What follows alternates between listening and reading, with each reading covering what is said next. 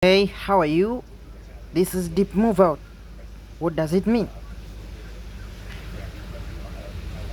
It has been observed that during seismic survey, if you set this is the source, maybe you have set the source on the surface and you have spreaded geophones,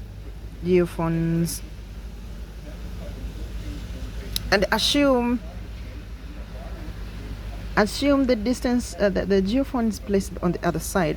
Let me draw the clear diagram here. Maybe this is the surface, this is the ground surface, and here you place the source of seismic signals and you have spreaded geophones, and to the other side geophones. Let's say the distance towards this direction is positive x, and distance towards this direction is negative x. It has been observed that if the layer is deep, if the interface is dipping, I mean the boundary that separates the upper layer and the downward layer below is dipping, the travel time for the equal distance x to the direction of the up dip and the travel time for a similar distance negative x, I mean the distance towards the downward dipping, it will not be equal. The t negative as a function of negative x will be greater than the travel time for the distance positive, I mean the distance towards up dip. Why? This is caused by dipping, and they have discovered that when the data are acquired during the survey and the graph is drawn, they find that for equal distance, maybe this is positive x, this is negative x, the graph will read higher travel time values for x negative and the small travel time value for the positive x, and the graph will appear like this way.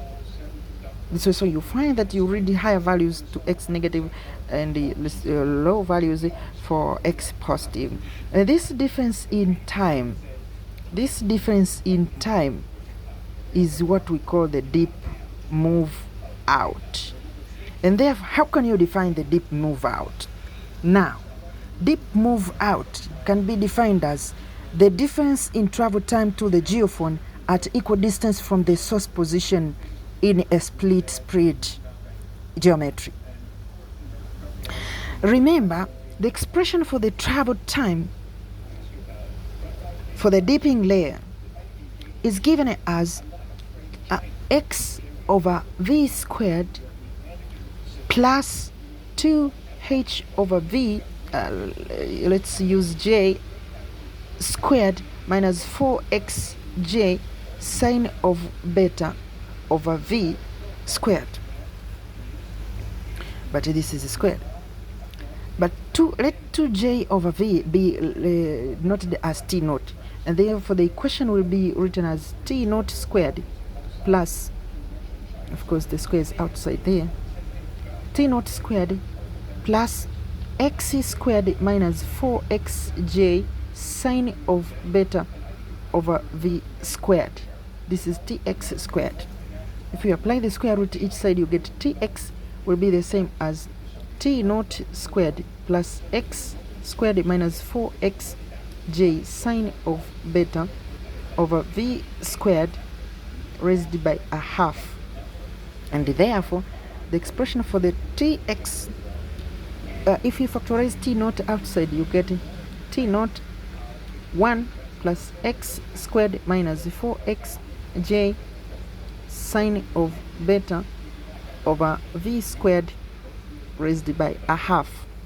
And now here you can apply binomial expansion to reduce the complex condition for the square root.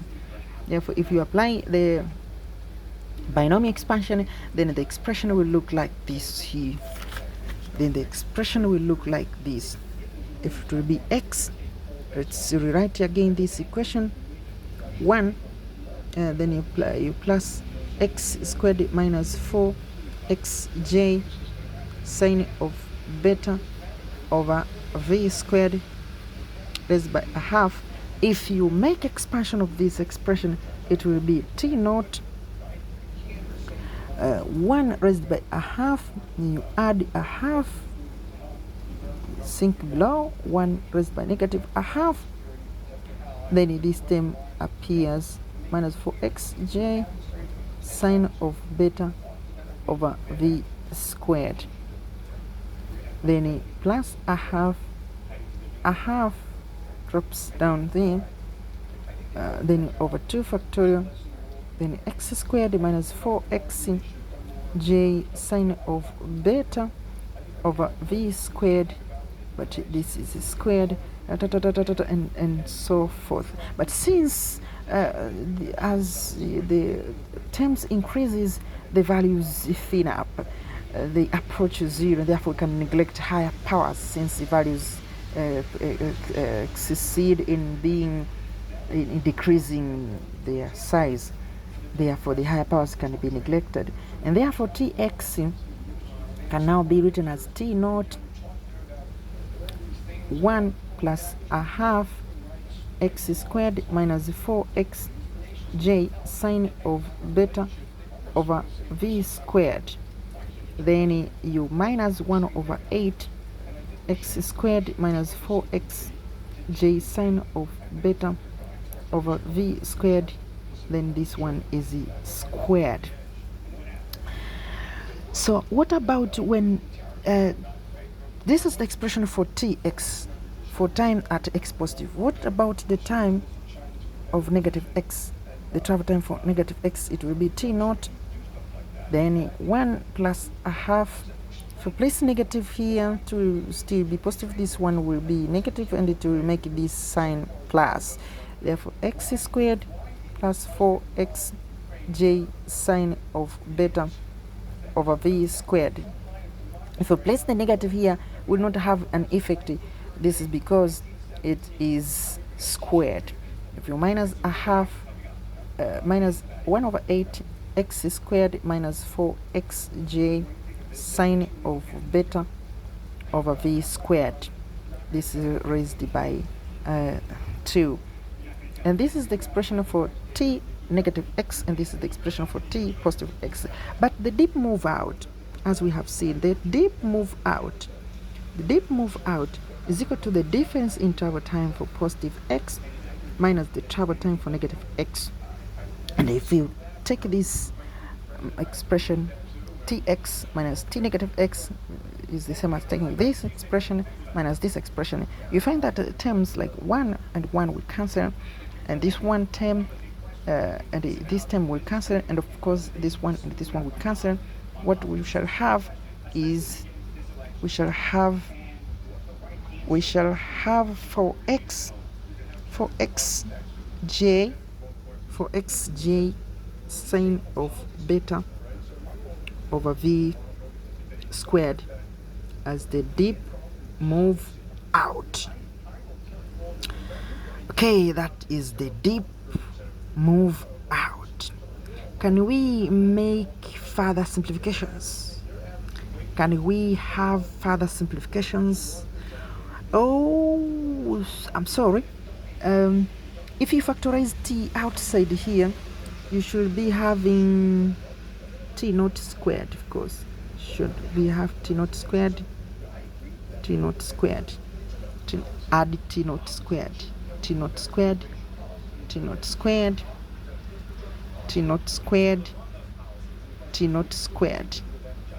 Of course, t naught squared. And therefore this expression will be having t naught squared, and it is multiplied by t naught here outside. This is the expression. If you simplify more, it will be deep move out.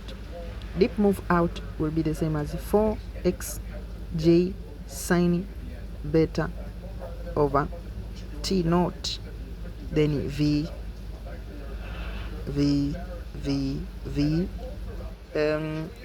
raised by 4 because it was it is v squared. since this had no power, this term here had no power. I have been confusing this term and this term, but this has already been cancelled if you take the difference, and therefore this is the correct expression. Therefore the deep move out can be expressed by this equation here. How can we make further simplifications?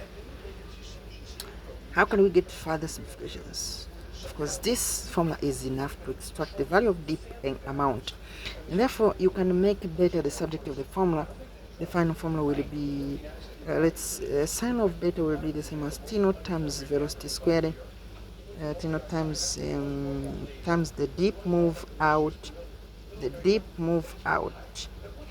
multiply dip move out divided by 4xj, and therefore beta will be equals to the sine inverse of t naught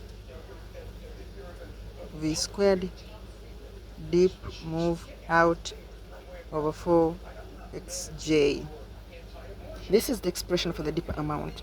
Remember, the dip move out can be read directly from the graph, just as I have shown there by diagrammatic illustration we have had drawn. Of course, no problem. Let's look at the sketch. We have observed that you can extract the dip move out directly from the graph. That if you draw the graph for the data acquired, you find that for the x positive and x negative, the values will differ. For x negative, you read higher values of the travel time.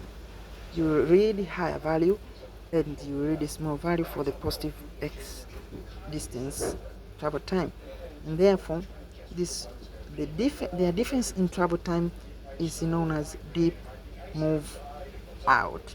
And therefore, if you read the value of dip move out, you substitute e, you will get the value of velocity by other techniques, and x and j are obtained. X is any distance to each geophone, then you will be getting the equation that describes the dipping amount of the dip interface. Thanks for watching.